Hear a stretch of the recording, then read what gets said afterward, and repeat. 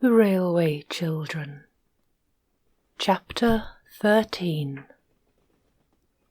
The Hound's Grandfather. Mother did not get back to her writing all that day, for the red-jerseyed hound, whom the children had brought to Three Chimneys, had to be put to bed.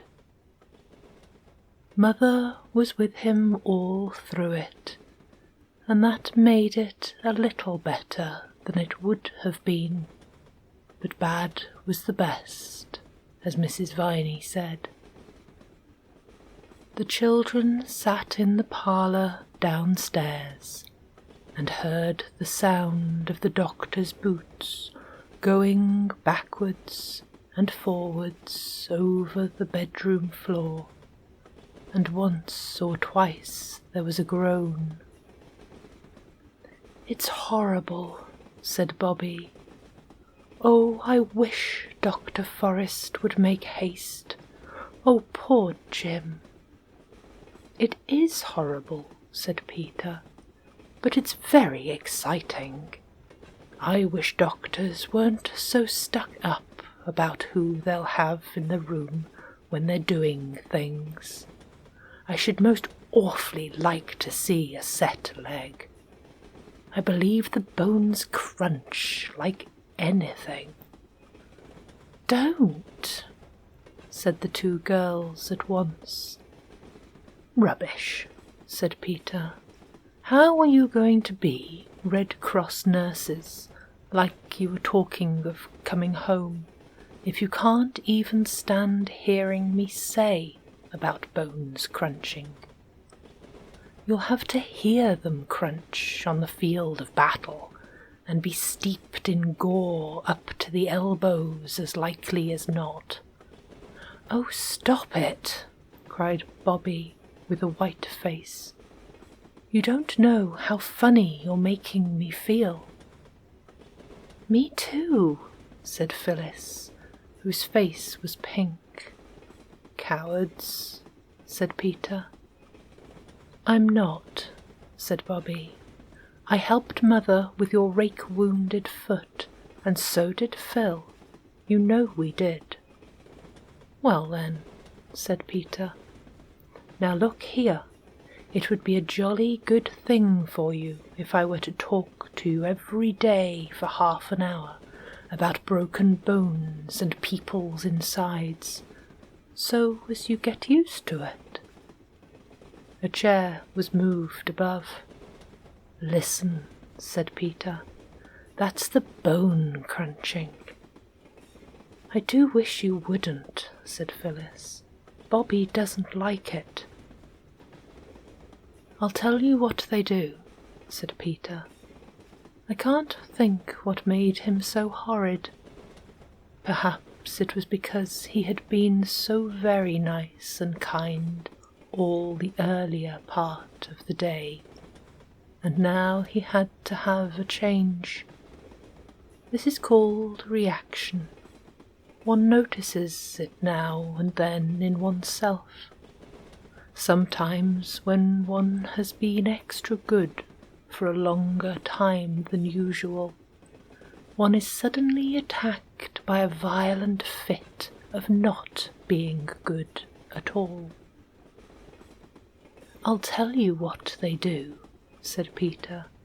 "They strap the broken man down so that he can't resist or interfere with their doctorish designs, and then someone holds his head and someone holds his leg, the broken one, and pulls it till the bones fit in, with a crunch, mind you.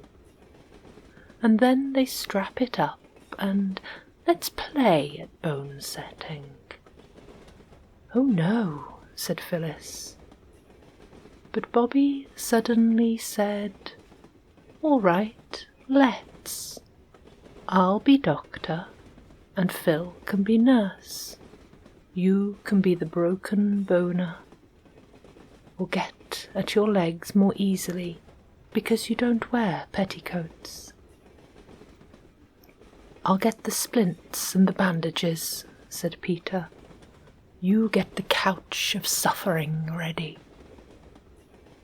The ropes that had tied up the boxes that had come from home were all in a wooden packing case in the cellar. When Peter brought in a trailing tangle of them and 2 boards for splints, Phyllis was excitedly giggling. "Now then," he said, and lay down on the settle, groaning most grievously. "Not so loud," said Bobby, beginning to wind the ropes around him and the settle. "You pull, Phil." "Not so tight," moaned Peter. "You'll break my other leg." Bobby worked on in silence, winding more and more rope round him. "That's enough," said Peter. "I can't move at all. Oh, my poor leg," he groaned again. "Sure you can't move?" asked Bobby, in a rather strange tone. "Quite sure," said Peter. "Shall we play It's Bleeding Freely or not?" he asked cheerfully. "You can play what you like," said Bobby sternly, folding her arms and looking down at him where he lay, all wound round and round with cord. "Phil and I are going away, and we shan't untie you till you promise never, never to talk to us about blood and wounds unless we say you may. Come, Phil." "You beast," said Peter, writhing. "I'll never promise, never. I'll yell, and Mother will come." "Do," said Bobby, "and tell her why we tied you up.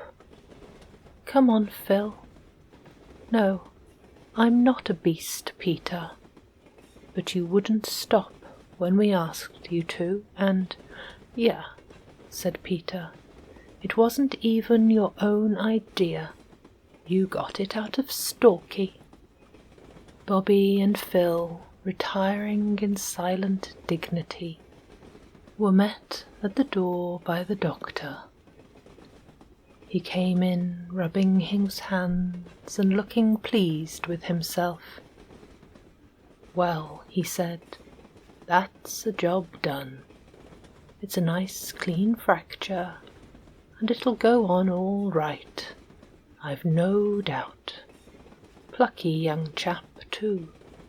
Hello, what's all this?" His eyes had fallen on Peter, who lay, mousy still, in his bonds on the settle. "Playing at prisoners, eh?" he said, but his eyebrows had gone up a little.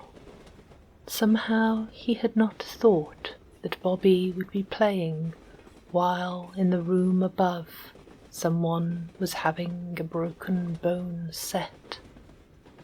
"Oh no," said Bobby, "not prisoners.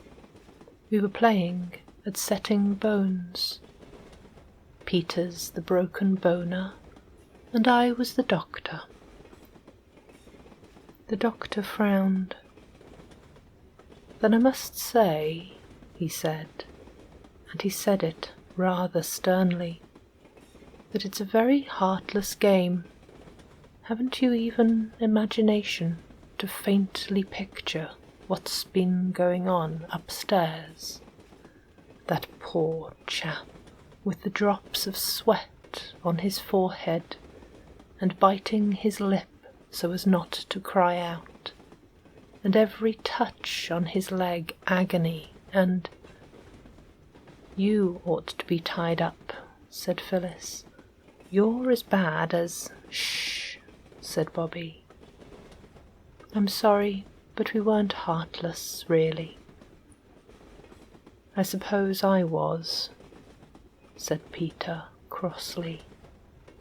All right, Bobby, you don't have to go on being noble and screening me, because I jolly well won't have it. It was only that I kept on talking about blood and wounds. I wanted to train them for the Red Cross nurses, and I wouldn't stop when they asked me. Well, said Dr. Forrest, sitting down. Well then, I said, let's play at setting bones. It was all rot. I knew Bobby wouldn't. I only said it to tease her. And then, when she said yes, of course I had to go through with it. And they tied me up. They got it out of Stalky. And I think it's a beastly shame. He managed to writhe over and hide his face against the wooden back of the settle. I didn't think that anybody would know but us, said Bobby, indignantly answering Peter's unspoken reproach. I never thought of you coming in, and hearing about blood and wounds does really make me feel most awfully funny. It was only a joke, our tying him up. Let me untie you, Peter. I don't care if you never untie me, said Peter, and if that's your idea of a joke. If I were you, said the doctor, though really he did not quite know what to say, I should be untied before your mother comes down. You don't want to worry her just now, do you? I don't promise anything about not saying about wounds, mind, said Peter, in a very surly tone, as Bobby and Phyllis began to untie the knots. I'm very sorry, Pete, Bobby whispered, leaning close to him as she fumbled with the big knot under the settle. But if you only knew how sick you made me feel. You've made me feel pretty sick, I can tell you, Peter rejoined. Then he shook off the loose cords and stood up. I looked in, said Dr. Forrest, to see if one of you would come along to the surgery. There are some things that your mother will want at once, and I've given my man a day off to go and see the circus. Will you come, Peter? Peter went without a word or look to his sisters. The two walked in silence up to the gate that led from the Three Chimneys field to the road. Then Peter said, Let me carry your bag. I say, it is heavy. What's in it? Oh, knives and lancets and different instruments for hurting people. And the ether bottle. I had to give him ether, you know. The agony was so intense. Peter was silent. Tell me all about how you found that chap, said Dr. Forrest. Peter told, and then Dr. Forrest told him stories of brave rescues. He was a most interesting man to talk to, as Peter had often remarked. Then, in the surgery, Peter had a better chance than he had ever had of examining the doctor's balance, and his microscope, and his scales and measuring glasses. When all the things were ready that Peter was to take back, the doctor said suddenly, You'll excuse my shoving my oar in, won't you? But I should like to say something to you." Now for a rowing, thought Peter, who had been wondering how it was that he had escaped one. "Something scientific," said the doctor. "Yes," said Peter, fiddling with the fossil ammonite that the doctor used for a paperweight. "Well, then, you see, boys and girls are only little men and women, and we are much harder and hardier than they are." Peter liked the "we," perhaps because the doctor had known he would. "And much stronger, and things that hurt them don't hurt us. You know, you mustn't hit a girl." "I should think not indeed," murmured Peter indignantly. "Not even if she's your own sister. That's because girls are so much softer and weaker than we are. They have to be, you know," he added, "because if they weren't, it wouldn't be nice for the babies. And that's why all the animals are so good to the mother animals. They never fight them, you know." "I know," said Peter, interested. "Two buck rabbits will fight all day if you let them, but they don't hurt a doe." "No, and quite wild beasts, lions and elephants. They're immensely gentle with the female beasts, and we've got to be too."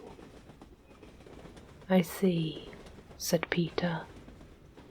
"And their hearts are soft too," the doctor went on, "and the things we shouldn't think anything of hurt them dreadfully, so that a man has to be very careful, not only of his fists, but of his words. They're awfully brave, you know," he went on.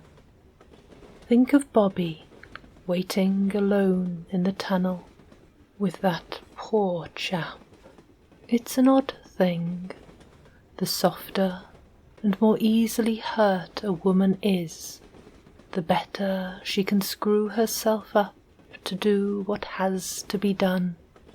I've seen some brave women. Your mother's one," he ended abruptly. "Yes," said Peter. "Well, that's all.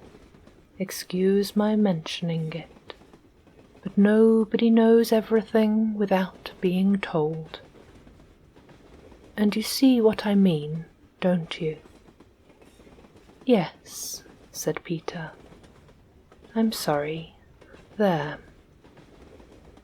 "Of course you are.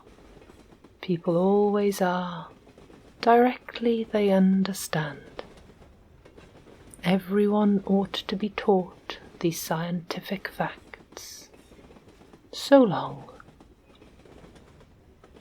They shook hands heartily. When Peter came home, his sisters looked at him doubtfully. "It's Pax," said Peter, dumping down the basket on the table. "Dr. Forrest has been talking scientific to me. No, it's no use my telling you what he said. You wouldn't understand. But it all comes to, you girls are poor, soft, weak, frightened things like rabbits. So us men have just got to put up with them. He said you were female beasts. Shall I take this up to Mother, or will you?" "I know what boys are," said Phyllis with flaming cheeks. "They're the nastiest, rudest." "They're very brave," said Bobby. "Sometimes." Ah, you mean the chap upstairs. I see. Go ahead, Phil. I shall put up with you whatever you say, because you're a poor, weak, frightened soft. Not if I pull your hair, you won't, said Phyllis, springing at him. He said it's Pax, said Bobby, pulling her away. Don't you see, she whispered, as Peter picked up the basket and stalked out with it. He's sorry, really, only he won't say so. Let's say we're sorry. It's so goody-goody, said Phyllis doubtfully. He said we're female beasts, and soft and frightened. Then let's show him we're not frightened of him thinking us goody-goody, said Bobby, and we're not any more beasts than he is. And when Peter came back, still with his chin in the air, Bobby said, We're sorry we tied you up, Peter. I thought you would be, said Peter, very stiff and superior. This was hard to bear, but... Well, so we are, said Bobby. Now let honour be satisfied on both sides. I did call it Pax, said Peter, in an injured tone. Then let it be Pax, said Bobby. Come on, Phil, let's get the tea. Pete, you might lay the cloth. I say, said Phyllis, when peace was really restored, which was not till they were washing up the cups after tea. Dr. Forrest didn't really say we were female beasts, did he? Yes, said Peter firmly, but I think he meant we men were wild beasts too. How funny of him, said Phyllis, breaking a cup. May I come in, Mother? Peter was at the door of Mother's writing room, where Mother sat at her table, with 2 candles in front of her. Their flames looked orange and violet against the clear grey blue of the sky, where already a few stars were twinkling. Yes, dear, said Mother, absently. Anything wrong? She wrote a few more words, then laid down her pen and began to fold up what she had written. I was just writing to Jim's grandfather. He lives near here, you know. Yes, you said so at tea. That's what I wanted to say. Must you write to him, Mother? Couldn't we keep Jim, and not say anything to his people till he's well? It would be such a surprise for them. Well, yes, said Mother, laughing. I think it would. You see, Peter went on, of course the girls are all right and all that. I'm not saying anything against them, but I should like it if I had another chap to talk to sometimes. Yes, said Mother, I know it's dull for you, dear, but I can't help it. Next year, perhaps I can send you to school. You'd like that, wouldn't you? I do miss the other chaps rather, Peter confessed. But if Jim could stay after his leg was well, we could have awful larks. I've no doubt of it, said Mother. Well, perhaps he could, but you know, dear, we're not rich. I can't afford to get him everything he'll want, and he must have a nurse." "Can't you nurse him, Mother? You do nurse people so beautifully." "That's a pretty compliment, Pete, but I can't do nursing and my writing as well.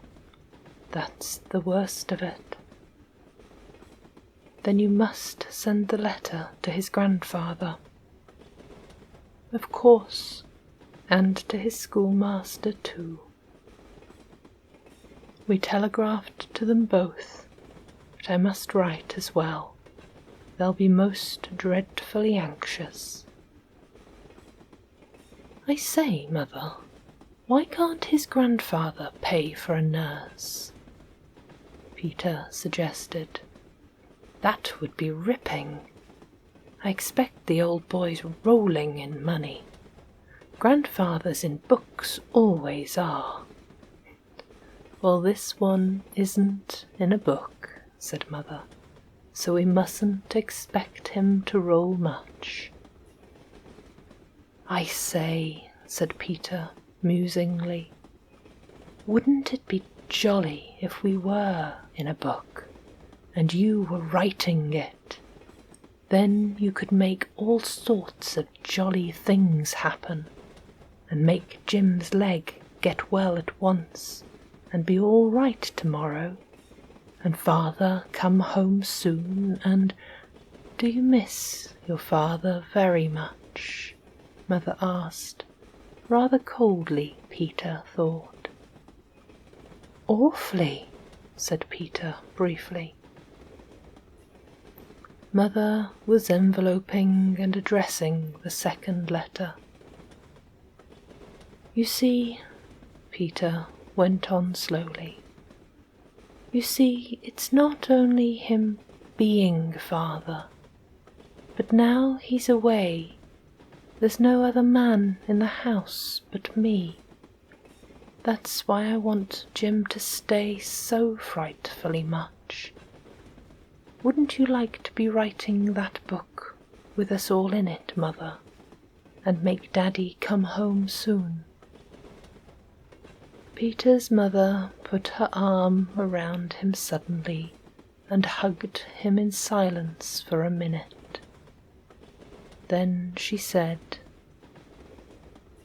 "Don't you think it's rather nice to think that we're in a book that God's writing?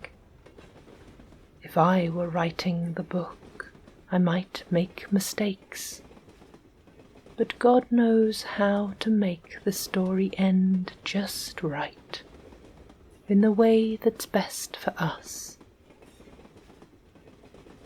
"Do you really believe that, Mother?" Peter asked quietly. "Yes," she said, "I do believe it. Almost always, except when I'm so sad that I can't believe anything. But even when I can't believe it, I know it's true, and I try to believe. You don't know how I try, Peter. Now take the letters to the post, and don't let's be sad any more. Courage, courage. That's the finest of all the virtues. I dare say Jim will be here for 2 or 3 weeks yet." For what was left of the evening, Peter was so angelic that Bobby feared he was going to be ill. She was quite relieved in the morning to find him plaiting Phyllis's hair on to the back of her chair in quite his old manner. It was soon after breakfast that a knock came to the door. The children were hard at work cleaning the brass candlesticks in honour of Jim's visit. "That'll be the doctor," said Mother. "I'll go. Shut the kitchen door, you're not fit to be seen." But it wasn't the doctor. They knew that by the voice and by the sound of the boots that went up the stairs. They did not recognize the sound of the boots, but everyone was certain they had heard the voice before. There was a longish interval. The boots and the voice did not come down again. Who can it possibly be? They kept on asking themselves and each other. Perhaps, said Peter at last, Dr. Forrest has been attacked by highwaymen and left for dead, and this is the man he telegraphed for to take his place. Mrs. Viney said he had a local tenant to do his work when he went on holiday. Didn't you, Mrs. Viney? I did so, my dear, said Mrs. Viney from the back kitchen. He's fallen down in a fit, more likely, said Phyllis. All human aid despaired of, and this is his man come to break the news to Mother. Nonsense, said Peter briskly. Mother wouldn't have taken the man up into Jim's bedroom. Why should she? Listen, the door's opening. Now they'll come down. I'll open the door a crack. He did. It's not listening, he replied indignantly to Bobby's scandalized remarks. Nobody in their right senses would talk secrets on the stairs, and Mother can't have secrets to talk with Dr. Forrest's stableman. And you said it was him? Bobby, called Mother's voice. They opened the kitchen door, and Mother leaned over the stair railing. Jim's grandfather has come, she said. Wash your hands and faces, and then you can come and see him. He wants to see you. The bedroom door shut again. There now, said Peter. Fancy us not even thinking of that. Let's have some hot water, Mrs. Viney. I'm as black as your hat. The three were indeed dirty, for the stuff you clean brass candlesticks with is very far from cleaning to the cleaner. They were still busy with soap and flannel when they heard the boots and the voice come down the stairs and go into the dining room. And when they were clean, though still damp, because it takes such a long time to dry your hands properly, and they were very impatient to see the grandfather, they filed into the dining room. Mother was sitting in the window seat, and in the leather-covered armchair that Father always used to sit in at the old house sat their own old gentleman. Well, I never did, said Peter, even before he said, How do you do? He was, as he explained afterwards, too surprised even to remember there was such a thing as politeness, let alone practice it. It's our own old gentleman, said Phyllis. Oh, it's you, said Bobby. And then they remembered themselves and their manners, and said, How do you do? Very nicely. This is Jim's grandfather, said Mother, naming the old gentleman's name. How splendid, said Peter. That's just exactly like a book, isn't it, Mother? "It is, rather," said Mother, smiling. "Things do happen in real life that are rather like books sometimes." "I'm so awfully glad it is you," said Phyllis. "When you think of the tons of old gentlemen there are in the world, it might have been almost anyone." "I say, though," said Peter, "you're not going to take Jim away, are you?" "Not at present," said the old gentleman. "Your mother has most kindly consented to let him stay here. I thought of sending a nurse, but your mother is good enough to say that she will nurse him herself." "But what about her writing?" said Peter, before anyone could stop him. "There won't be anything for him to eat if Mother doesn't write." "That's all right," said Mother hastily. The old gentleman looked very kindly at Mother. "I see," he said. "You trust your children and confide in them." "Of course," said Mother. "Then I may tell them of our little arrangement," he said. "Your mother, my dears, has consented to give up writing for a little while, and to become a matron of my hospital." "Oh," said Phyllis blankly.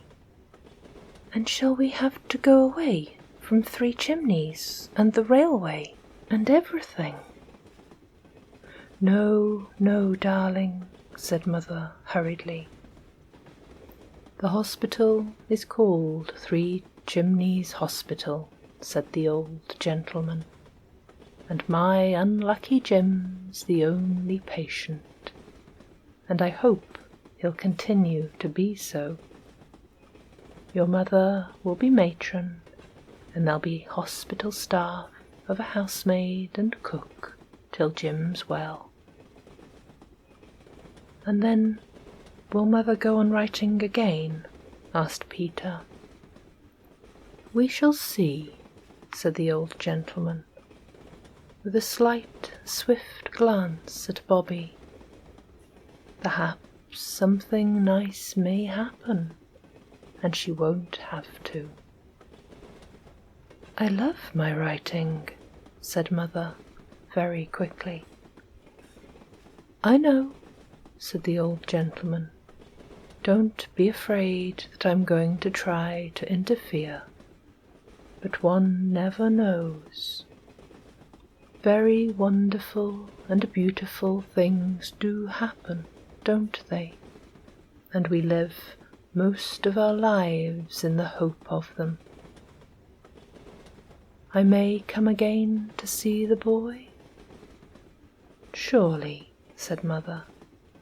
"And I don't know how to thank you for making it possible for me to nurse him, dear boy." "He kept calling Mother, Mother in the night," said Phyllis. "I woke up twice and heard him." "He didn't mean me," said Mother in a low voice to the old gentleman. "That's why I wanted so much to keep him." The old gentleman rose.